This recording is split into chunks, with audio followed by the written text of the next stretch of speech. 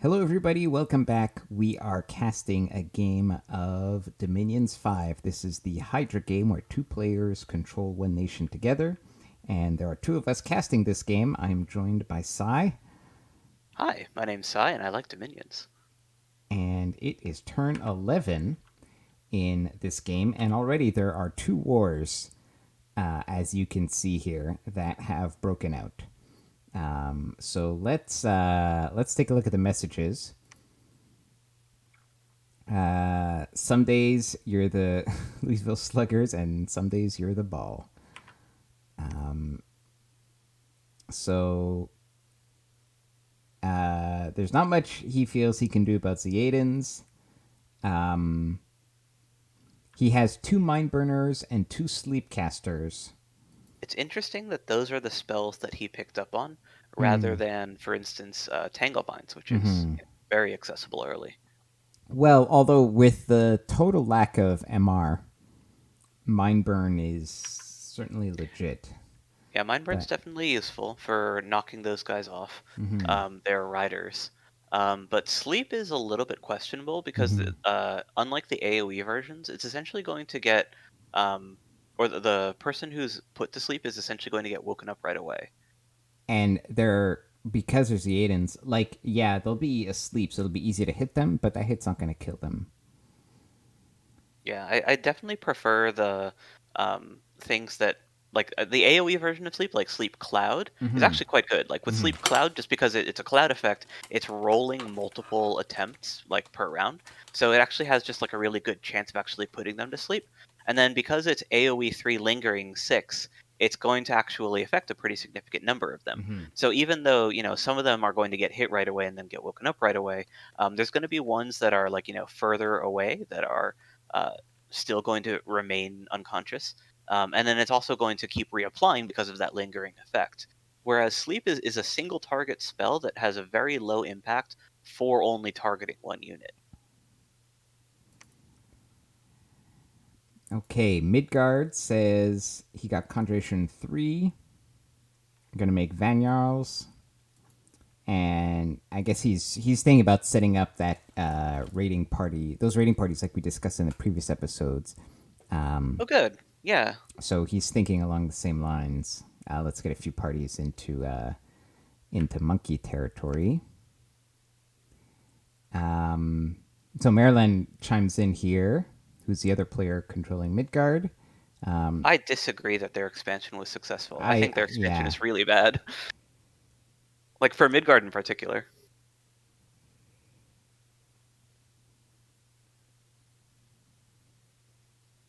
Yeah, and 8 to 10 is massively too much for an expansion party. That, like, 2 full turns of cav production with elite cavalry Sagitt's that you've taken a heavy bless for is over the top. Yeah, but it looks like this was deliberate. Like they felt that with their bliss, that would be the appropriate number.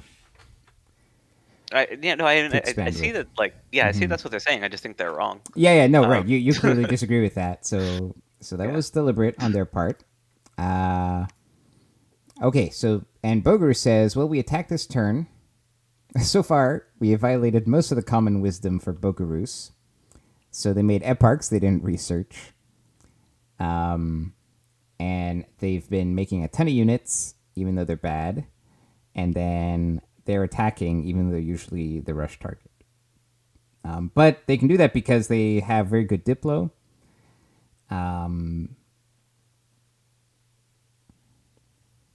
Yeah, I don't think that the heavy cav are bad per se. They're just not special, right? Yeah, Like if they're if you they're you're right. They're just like normal. yeah, so the conventional thing of the units sucking is more just that they suck compared to people that have actually good units. Units, yes, exactly. Like if you're any nation can pick their best unit to recruit, and then your best unit is just a normal unit, right? Is Yeah, kind of so the deal. like Yeah, you can do stuff with Belgarus's units. for sure. It's just harder than if your units were actually better. Okay, so let's take a look here at the battles on the Joman and Raga front. So here, this looks like it's just PD with Bakama. Although this, we can look on the map. Yeah, This That's actually not province defense. Those are real Bakemonos. Yeah, those are the real Bakemonos, and then the horse tribe is probably the PD. That's actually very bad because those Bakemonos are important. Yeah. They're also stealthy, so the fact that he ordered them to regular move instead of sneak is questionable. That's one of the only two provinces that that raiding party could have hit, and it's Mm-hmm. the only one that borders the capital. So if you bet on them hitting the capital, which I think is usually safe, so like because like that's what Zaidans want to do, that's the Mm-hmm. only province which you should expect that party to go to. So they sent the Bakemonos in unstealthily, either like trying to take this fight or I don't know, just assuming something else was going to hit it, Mm-hmm. which doesn't make a lot of sense to me Nope. because those Bakemonos are unsupported. And like when you do have sleeping Zidans or surrounded Zidans, those high attack density Yaris are really useful. Like these are your troop support that you want to go with your mate support to go finish off the Zidans when you've got them all tangled up. For sure. Uh, they're not the guys that you want fighting by themselves because they're really squishy and they have low morale. So this These is are definitely a key. misplay Yeah. from Joman. Yeah. These are crucial. This is what you punch the Zaytans with once your magic takes effect. So that's unfortunate. Now on Joman itself, let's see if he patrolled. He did not. No. Okay. Yeah, with the magic that he was talking about having, I'm guessing they just rushed Thom for some reason because, like, otherwise why mention those spells in particular? Mm-hmm. Then yeah, they didn't have the juice to defend. But with Conjuration 1, Alt 1 for some Armor of Achilles and stuff, they could have maybe done something. But yeah, if you choose or if you think that you can't win that cat fight, then not patrolling is the correct choice. Mm-hmm. But you would have needed to sneak those Bakemonos so they can actually help. For The sure. other thing which I would have done if I wasn't going to patrol, like I mentioned, is to use that hero to take the Sea of Ron next to your capital, so that you Yeah. have a place to build an underwater fort. Yeah. And we don't see any attacks by Joman. Yeah, Uh, so yeah, that's actually another place where he had a missed opportunity is in 106. He could have attacked into 128 or 105. Both of those would have worked. Those are just one PD provinces, and in either case, Instead, he that group would have. moves. Yeah. I guess he thinks he's going to break out next turn. Maybe he has something researched that he just finished that he thinks is going to help. But like a consolidated army is a lot harder to beat than just the one set of Zaidans. And Mm-hmm. I think that that consolidated army is going to be a lot. It's going to do a lot more than the units that he moved into 84 this turn. Yeah. Unless his pretender came online just now, and Yeah, there's that. definitely ways that he can Yeah. win that fight. But he It's couldn't just have planned for that, right? Like. yeah, the only thing that I'm thinking is like that Joman has some sort of tech that he thinks is going to come online now. He Mm-hmm. wants to break siege with the consolidated army, beat that, and then use the Bakemono shows to cut the retreat into 110 so you can actually finish off those Iodins.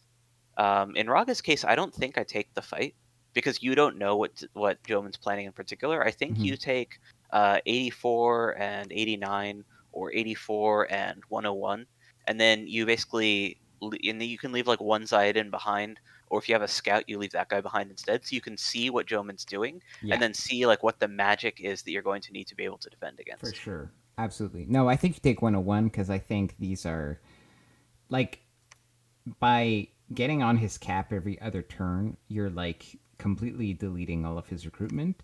And the only other important recruitment he's doing is the Bakemono shows. So I think you definitely take this and just pick another province.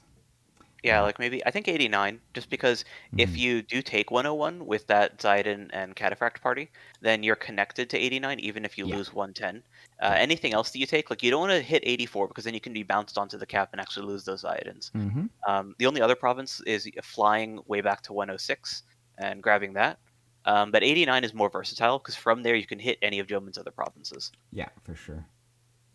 Okay. But I do agree Oh, with go you. ahead. Actually, I think that 101 is a great choice because even if you do get bounced back, there's not much that he can move into it, and definitely no mage support. So even a bounce is a win for you because it kills a bunch of Joman's units and it keeps this actually quite nice province. Unfortunately for Joman, a fort is under construction here. So that is That's and a fort down here. I missed last turn, so if these, well, he can't have that would have been crazy to have started 2 forts last turn Yeah, against I don't think he Raga. could have afforded that even. That's insane, right? I think So I we think must he have had missed already. one of these. One of these must have been going for a while. I think that he had already started the fort in 101, and he's starting the one in 69 as a backup. Like I think that that's his back quarter position, and Yeah. that he thinks that that fort can actually like has a chance to actually finish, rather than saving the gold, taking 75, and then making your backup fort the underwater province. I think that would have been much safer if you didn't think you could win the fight. That is. Yeah. Any forts for Raga? Unlikely. Raga's not even remembering to put PD everywhere, so I think that expecting forts from him at this point is a bit much. Well, also he's spending like he's got to build Zaidens, and he's not finished expansion yet. At least he's expanding up to. Oh, he He's waited again. Yeah, he didn't even expand out of his capital last turn. yeah. No, I guess that's to be expected at this point from him. Okay, so let's shift on over to Bogarus here, who has made attacks into Atlantis. So I'm just checking because we were looking at a fort potentially being built here, but not yet. So, as expected, he moved. He had Bakemonos here. So he had a stealthy Nice. Bakemono attack. So first of all, this is just PD, but let's just look at the army and what he's got and how it's scripted. So he's got eparchs in the back, some archers on archers with black hoods on a skirmish kind of formation, and then just heavy cav. Yeah, the epochs are a little bit exposed, but given that Atlantis doesn't have fast units, it tends to just like straight up brawl instead. I don't think he's super worried about getting flanked. Yeah, it's just like they routed before the heavy cav even got there. Down here, yeah. Anything else we missed? No. Down here we have again 4 eparchs, bakemonos, crossbows. So he knew that he was just fighting PD. Yeah, this is just smite. Yeah, this is just smite with like archer bait up front. He's really into that. Yeah, but this is perfect, right? Because you're fighting PD, and this is like their strategy deliberately has been they have like 5 provinces of indie crossbows, and they're just recruiting indie crossbows in all of those provinces. And then up front, he had a raiding party of Bakemonos, and he actually manages to get a mage who might have been site searching, I guess. It's curious that he would site search with the D1 water one. Yeah. I mean, I say that. I don't. There was a legitimate question mark at the end of that sentence because I'm not sure if. I'm not sure what he's doing there either. Because he might have been. No, I was gonna say maybe he was moving to build the lab and temple for this fort, but that's already been built. So then, I'm not sure. So he should be site searching with it. You don't use that to build a fort, and you don't put on a lab and temple until the fort's done. Yeah. So I don't see what. And he did it already, so that can't have been that. So I'm not sure what that mage was doing there. That's curious. Maybe it was. Maybe no. Why would it? Why would he? I was gonna say maybe it was gonna go because he had a fort under construction here. Rip fort, by the way, because ancestor vessels.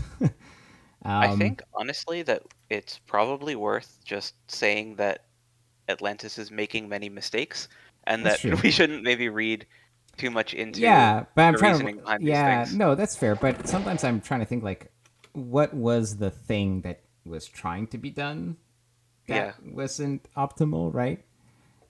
Anyways, here we have ancestor calves, a line of them with archers, and then we got some barbarian heavy cav, and it looks like it's the prophet here. Yeah, he's doing the hold attack rear thing again. But there is a cat mage here. That's almost certainly site searching. No, because this is where he was building the fort. He was building the fort, so this is where you want your Water One Death One mage to go. But sometimes there's value in.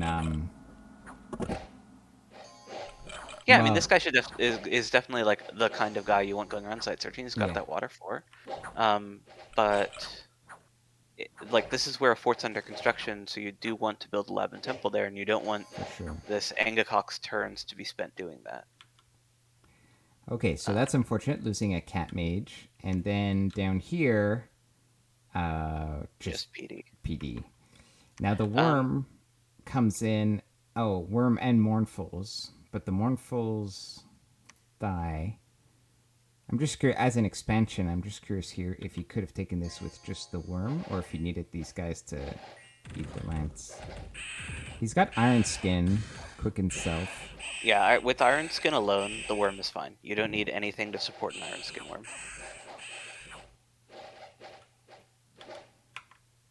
Okay.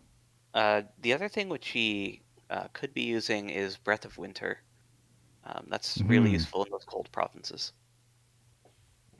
Now, shockingly, I think he moved northeast here with his expansion.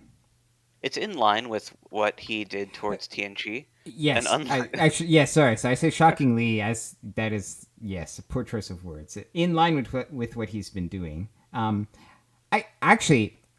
say shockingly, but let's ignore the Diplo situation down here and here. This is actually a great move, right? Because if you have intel on Falegra and you know he's tiny, yeah, for sure, take this, right? Like, so in a different context, I totally support this move, right? Um, in a context where you're looking for your first war, yeah. well, in a context where you shouldn't be expecting to be attacked by two people, which is the Yeah. exact opposite of this context where he should have been expecting to be attacked by two people. Anyways, this just is doubly unfortunate because it means this army, which is like, like 20 dudes, is going to be extra slow to come back to help against the war. Um, okay, so, and this by Arco was just taking Indies. I was checking to see if it wasn't an Atlantis province. Yeah, Atlantis is building a fort on 160. Hmm. So Yeah, that was my thinking. yeah, I mean, okay, but this is a good province. Like, sure, go for it. But Yeah, it's by decent. now, you would kind of think that an underwater fort would be underway too. Yeah, I would definitely have prioritized an underwater fort by this point because even ignoring the war, right? Because he Hmm. obviously didn't know that Bogarus was about to attack him. Um, if you don't think that you're going to be attacked, then from your perspective, you're going to have two land forts to start building your infantry. Hmm. So at that point, you do want to have an underwater fort to get that mage support for that infantry. Whereas 160 is just more of what you're already getting. So, and also, he might not have a reason to suspect, although maybe if you look at the bless on the ancestor vessels, you might suspect that it's an underwater chassis. But he might not realize that Tianchi will have the ability to go underwater. Um, Well, any Titan can go underwater. I don't think the TNG's Titan is amphibious. I think he's took the Nyorai because of the thick thing, and that's like the fat Buddha guy. oh no, Um, I thought he took the carp. I thought he took the fish. Well, no, he anyways, has an Earth bless. So hmm. that's an that's either like Celestial General or Nyorai, and just because the name of the god is his holy thickness, or Yeah, uh, yeah. Okay. I'm pretty sure it's the fat Buddha. Well, anyways, we'll know soon enough. Okay, so what are I think Bogarus's moves? Um, I he has a I think he has a lot of ways that he can play this. He has the information now to know that he can get on this fort or take this cap army. I don't think he defends this. I mean, he could, but I don't think so because this is just Bakemono show. Yeah, I think you just take 170, or you hit 175, 173, 178, Mm-hmm. just with your three armies. If the Bakemono shows bounce off 175, oh well. That's yeah, But they're not going to be able to beat the cap, and they're not going to be able to hold the province. yeah, yeah. Yeah, I think you do that. I think Tianchi. Now, Tianchi has to worry about the worm, so you probably have to do a bit of testing. I don't think you have to worry about the worm that much, because you have strength blessed ancestor vessels, Yeah, I which was gonna is say, like, yes, like, exactly. Yeah, let's take a look at these. Yep, you do not have to worry about the worm. Confirmed. Um, just the lance with chargers are gonna wreck it.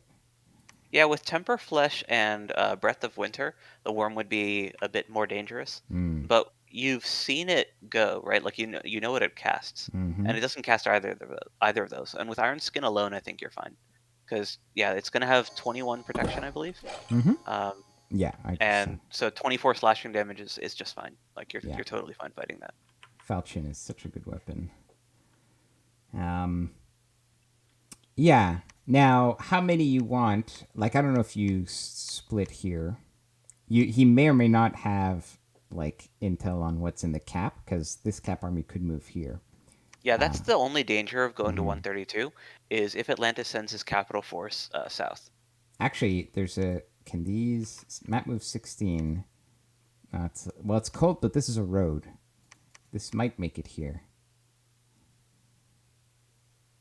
I think that okay, so I think that you expect the worm to go to 132, and then you expect Atlantis to either cover it or not, right? Like that's the thing. But uh, gambling on that is really on like an actual gamble, right? So I think you consolidate in 121 this turn Yeah, because going 129 to 121, in addition to helping consolidate, like basically guaranteeing that no matter what happens, you get that province.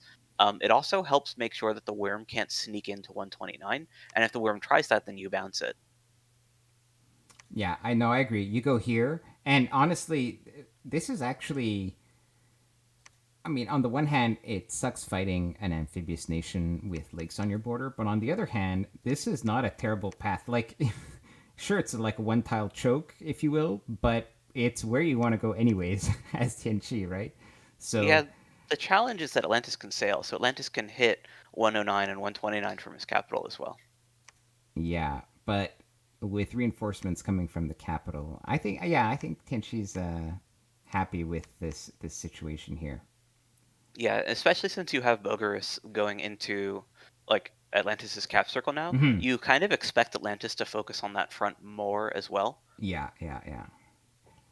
Okay, let's do a quick overview of the other things that are happening. Calum kind of backfilling here, takes out some heavy cav. His hero is out here, presumably sight searching. Um, Yeah, I was hoping we would see him thug that for expansion purposes, but yeah. he never had to. Oh well. Bogarus has that fort that just came online. There's some forts here coming up for Calum. Good for him. Um, Arco did not take the Caveman province this turn. Maybe he didn't have a mage or a commander He did in have an mind. Orphic Mystic He next to did. it. He chose not to send it. Yeah, He got enchantresses. that's I nice. spoke with Arco briefly, actually just recently. So we're in the future compared to this turn. We're recording this. We're several turns. The game is several turns ahead of when we're recording this. So I just had a chat with Arco about other things, but we talked about this game, and he mentioned they did do a lot of site searching early and did pretty poorly in terms of finding sites, but they did get these enchantresses, which are really nice. And yeah, it looks like he's just grabbing the rest of the indie provinces that are available to them. And that's it for Uh, Arco. Yeah? So Anything? he's got one of his guys outside searching the Hydra Forest of the West. That Hydra Forest needs to be in the capital at the right time for the ceremony. Hmm. So she can't actually go out that far for site searching. Like she's going to need to go back home, or else you get plus unrest and you lose out on bonus gold. Mm-hmm.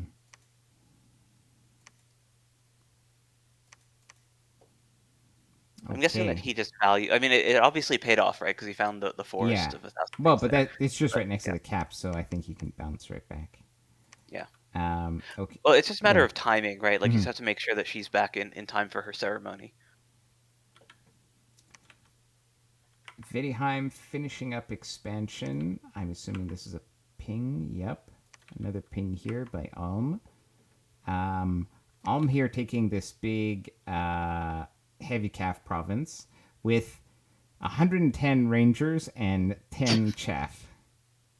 Now, okay, to be fair, we've been saying you can't only expand with rangers. Well, okay, once you have 100 rangers, I guess you can expand with only rangers. That's right. So I'll walk back that statement. If you have 100 of them, yes, you can Look just at how even. he killed every single Spyhunter casualty was friendly fire. Yep. Also, his wolf herd is playing dangerous games because that guy ran into melee Yeah. and also was at risk of being shot. So risky biscuits for those guys. If you have that many rangers and you're not using wolves or your shielded infantry as your front line, both of which are with wolves you don't care because they're wolves. If you're using your shielded infantry, then they're actually relatively resilient to friendly fire. But if you're not doing either of those things, like if you're using you want to use a real troop, your rangers are actually better than spyhanders because the spyhanders, just based on the AI's movement prediction, are much more likely to get hit than a unit that's standing still. And because the rangers are going to be sitting there shooting, you can just use them instead. Um, so spyhanders are basically the worst unit that you can pick for this role because no shield, relatively expensive. Um, yeah, Yeah. No, the Zweihanders are the anti-synergy with Rangers. yeah, great unit for expanding on their own. Yeah, they're 100% good on board with units. that. But Exactly. yeah, Both the just not with Rangers and the Zweihanders are good units. They're just yeah don't work being well together. used. Yeah. Yeah, and you even can use them together, just not like this. Not like this. Not like this.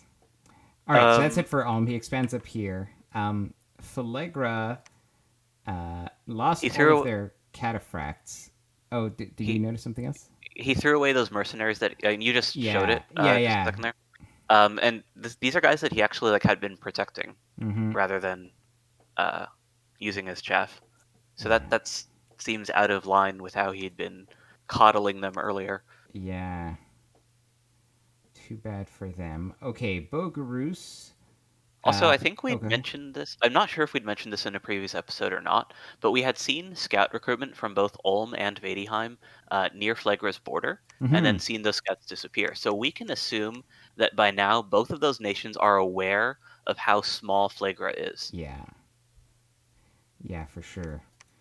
Um, It might just be common knowledge at this point, just based on the chatter between the various mm-hmm. nations. But those two for sure know. So one or both of them should be looking to finish off Flegra soon and collect themselves a free cap. Now, it looks like Banderlug is moving armies back, I guess, here to take this province. Interestingly, he didn't take this. He had several armies. Oh, because this can't attack South. I see. So he had an army here, but this doesn't connect. And this He army actually also has his prophet, I believe. So that's why right. he's waiting to take this. He's waiting for the prophet to If you friendly look at fire. the forest, he also left that with 0 PD. So it's Hmm. possible that he arranged to give that province to Joman as part of border negotiations or something, and Could then never be. Joman then never wound up doing that because of the whole Raga Rush thing. But then why take it? I guess maybe Well, he's yeah. I think that first Batal took it, then they might have negotiated borders, and Batal Hmm. said, "Yeah, sure, you can take that one," and then left it with no PD, and then Joman got attacked by Raga, so he never went and took it. Could be. Could be. Um, Or he might have just forgotten to put PD there, and yeah. I'm putting a big conspiracy theory on that.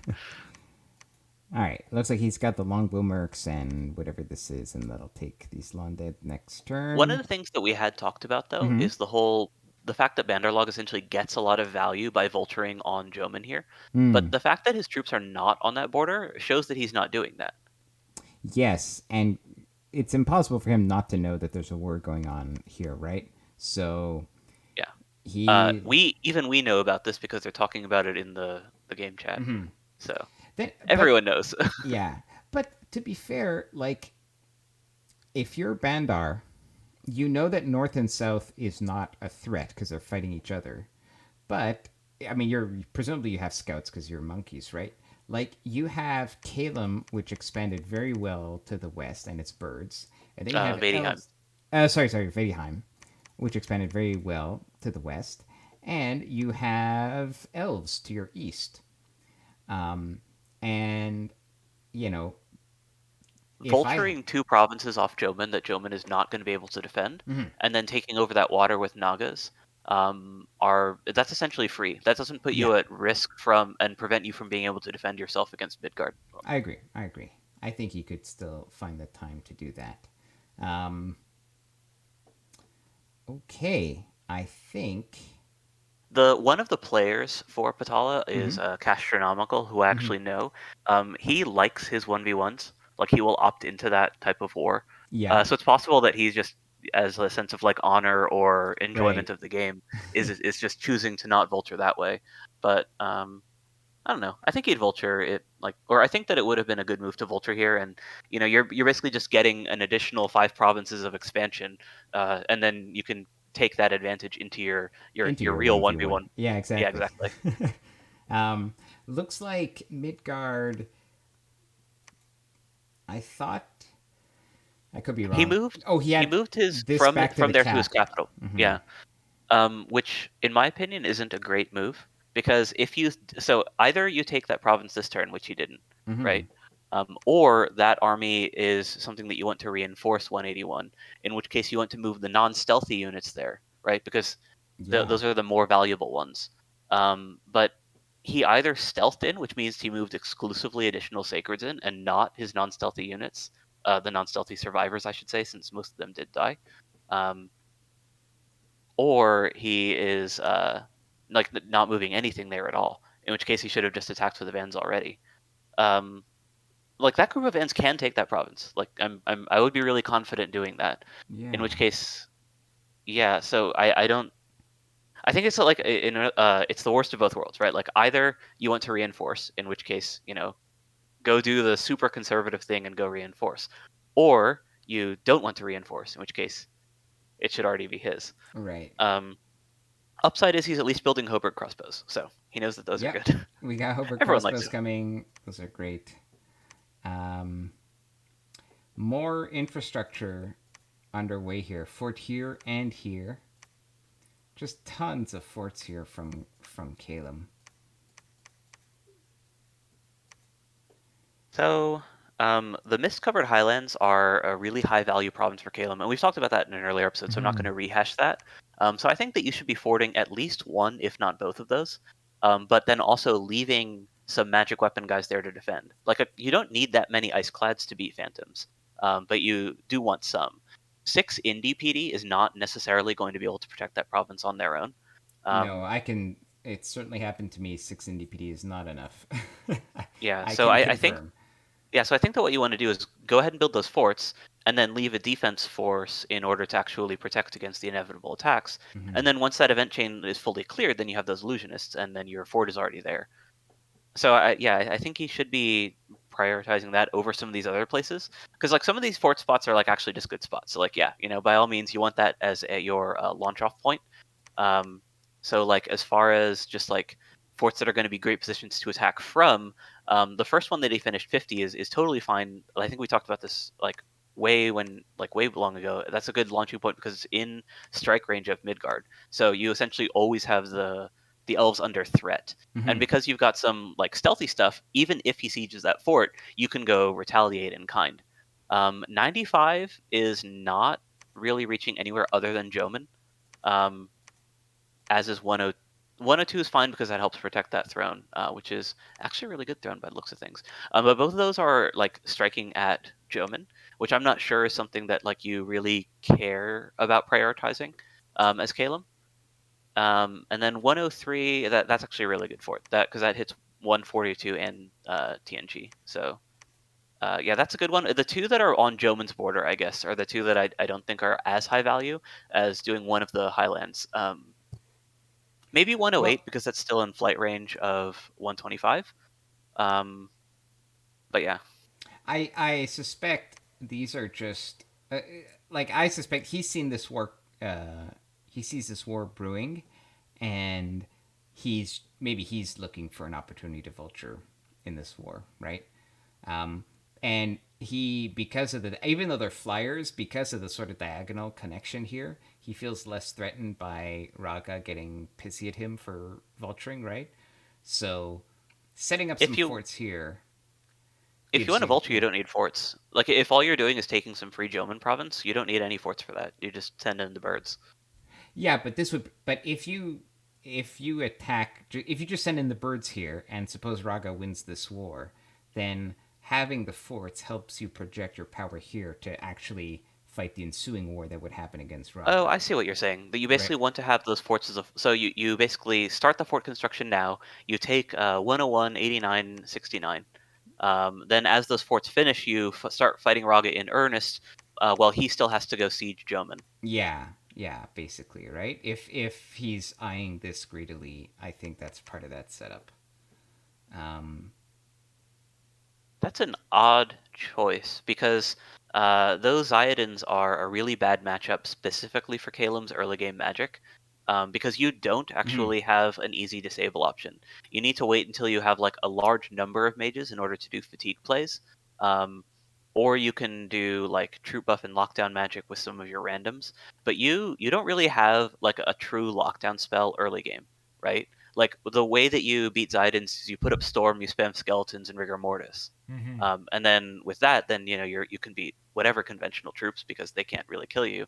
But your early game war is typically more elemental based, and this Zidane Bless, because it's larger, they're functionally a hard counter to elementals, and because they have shock resistance, they're specifically an even Yeah, harder counter to your elementals. So yeah. this is like the worst possible matchup for Kalem to do early game. Well, we'll see. Maybe he just like these. I mean, they're like 10k or 7k provinces. Yeah, but he's got richer. Yeah. All right. I think that could. Oh, is Tenchi? Yeah, Tenchi started a fort here in the forest that we talked about. Actually, we talked about this province as a fort, but this is also another good option. Both of these neighbor this throne and kind of project power in this direction. Um, I wonder why he picked the forest. That's an interesting choice. I definitely agree. Like that, those are both they serve a similar purpose. I think that the fort on 54 is just a little more versatile though, just 'cause it's a little bit closer to Arco's cap. yeah, but I have to double check. So I can't confirm this, but if his Diplo status with Arco is unsure, I totally get why you build on 80. Yeah, Um, it gives you one more turn of forewarning. right, like Arco's is unlikely to like stealth two provinces into your territory, right? Yeah, Um, I mean, given the number of Bakemono provinces we've seen this game, you never know. But fair yeah, enough, right?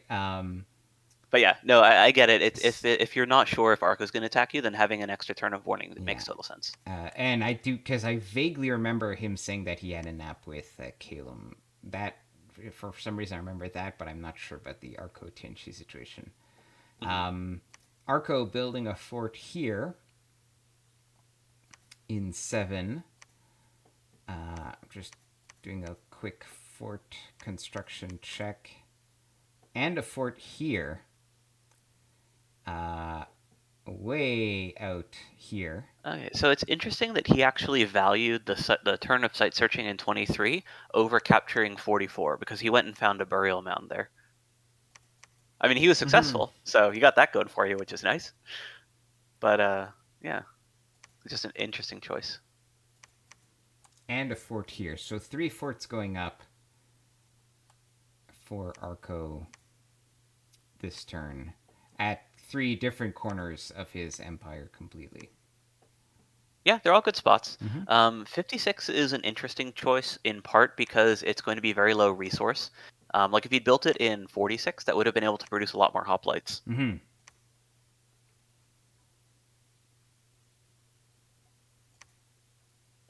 But this is going to be a great buffer to protect this throne.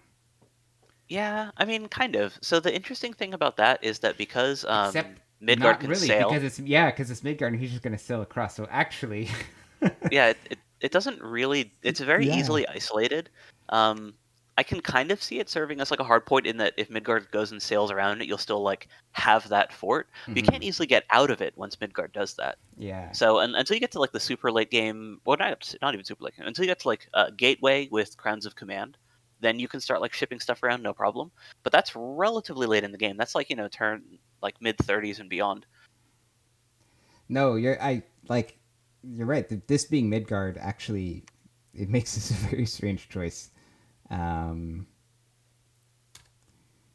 I mean, it's like a rich province, so sure. But Yeah, but turn 46, just by having a lot more provinces adjacent to it, is going to have just massively more resources mhm, to the point that you're going to be able to spend your recruitment points on troops if you feel like it. Like that's actually just a really good troop production mhm. place, in addition to being positioned to defend the throne on 61. And I mean, there's you could get both, I guess. Yeah, I guess that's true. If you forward both, then 56 is going to have functionally no troop production, though, until you get the throne on 61. Yeah.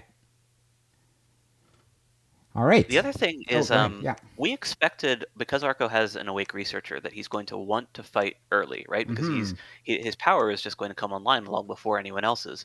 Like who's going to be able to fight protection buffed, um, omni resist heart companions right now? I don't think anyone can do it. So who's he going to attack with this? Like he can vulture off Atlantis, sure.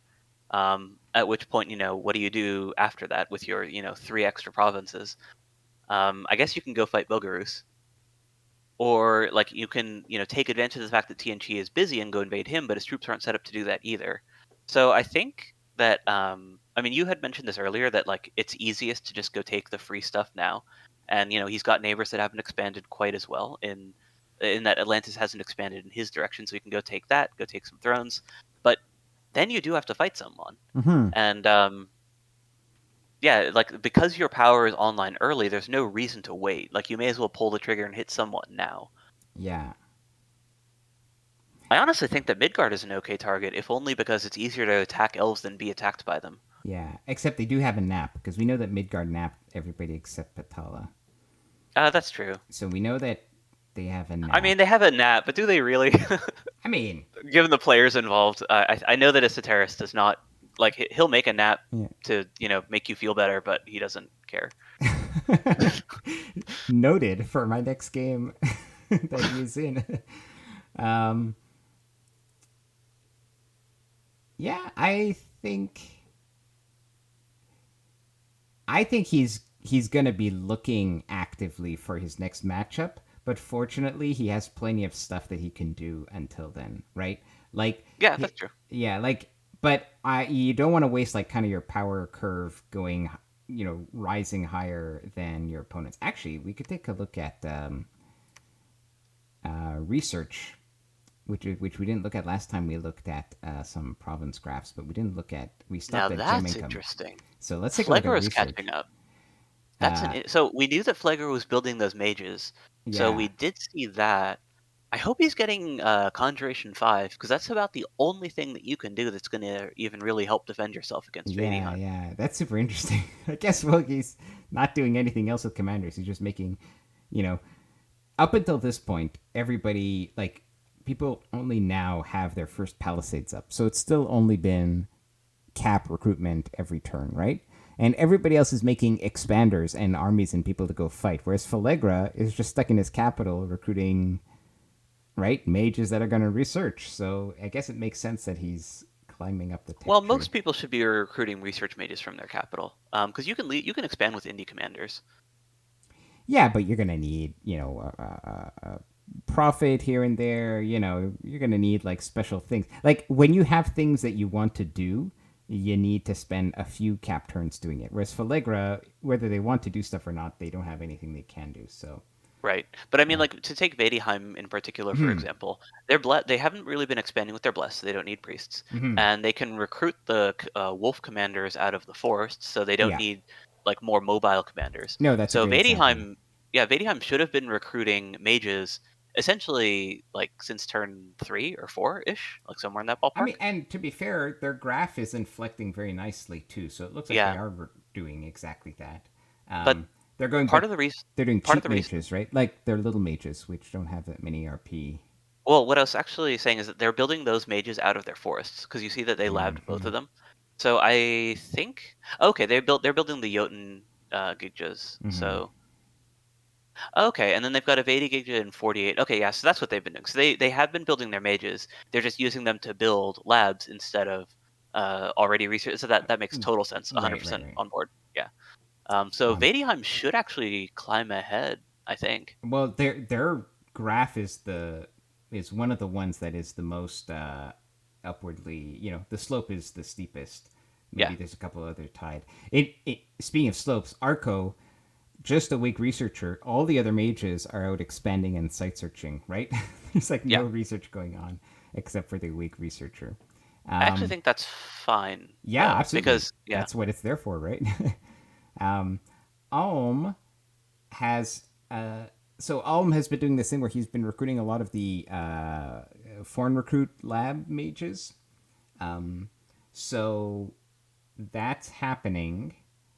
And I he's sort of middle of the pack, but it doesn't work as well as it used to. So Yeah, I expect Ulm and Vadheim to both have the best like exponential growth, or not yeah, exponential, quadratic growth, hmm because they're recruiting more mages than most of the other players. yeah, And then Kalem is going to have the third most mage recruitment, just given their fort spam. yeah. So Calum right now it's looking pretty linear, but they've been, they have built 3 forts. I think they're building 2 more, so they got to put labs. So I think a lot of the mages are just busy. I know his Yeah. hero's been site searching, so that'll come online. Tianchi doing well, also recruiting mages every turn, and those are doing research, so that's inflecting upwards pretty well. Joman actually number 3 in research. Hopefully that'll give him something useful to fight the Zeadans. We talked about Kalem. Midgard doing fine, middle of the pack, same as Patala. So we know he's going for Conjuration 5. We'll have to see what Patala brings to the front. Patala has, though, a second fort kind of being built, and there is a lab there, so he'll have 2 mages per turn soon enough. Who else? Atlantis, pretty far behind. And he's now fighting a war, right? So that's. Yeah, he does have his second fort finished, but he's not going to be able to take advantage of that for research purposes. Oh, And yeah. because he doesn't have an underwater fort, he can't. It's not going to inflect quite as sharply, even once he does get more infrastructure up. So uh, we have Raga here doing not great. But that's because they only have the cap and they have to recruit their expensive guys to lead their Zeadans around.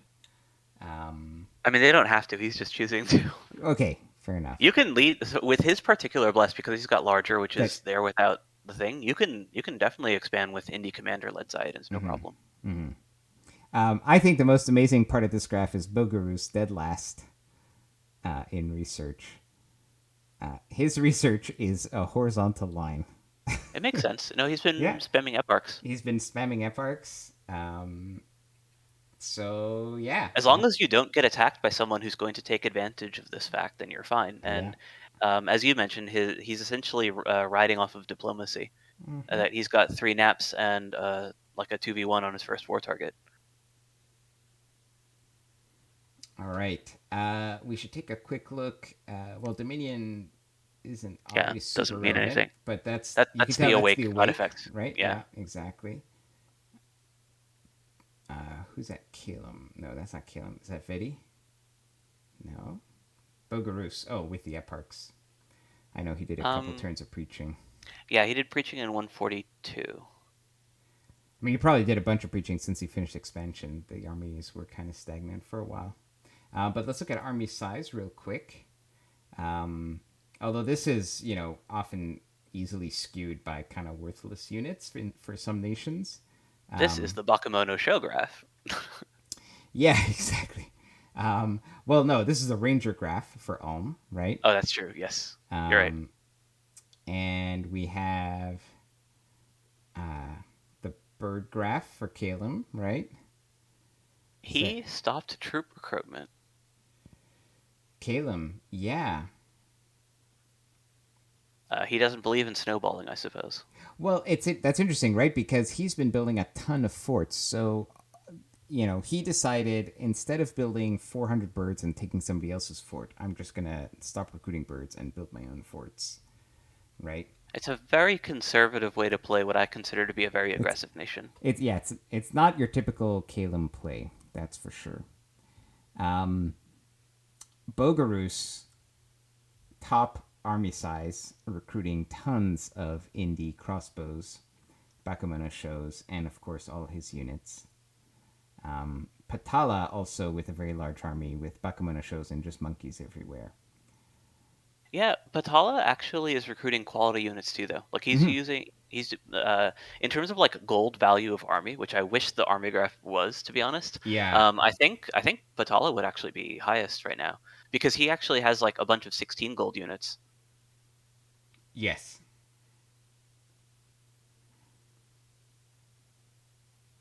All right. Well, these graphs are going to fluctuate a lot in the coming turns, and I guess that'll be it for this episode. Unless there's anything you can think of that we have missed. No, I think we got everything. All right. Well, thank you for joining me once again. All right, thanks for having me. And thank you guys all for watching. We'll see you guys next turn. Take care.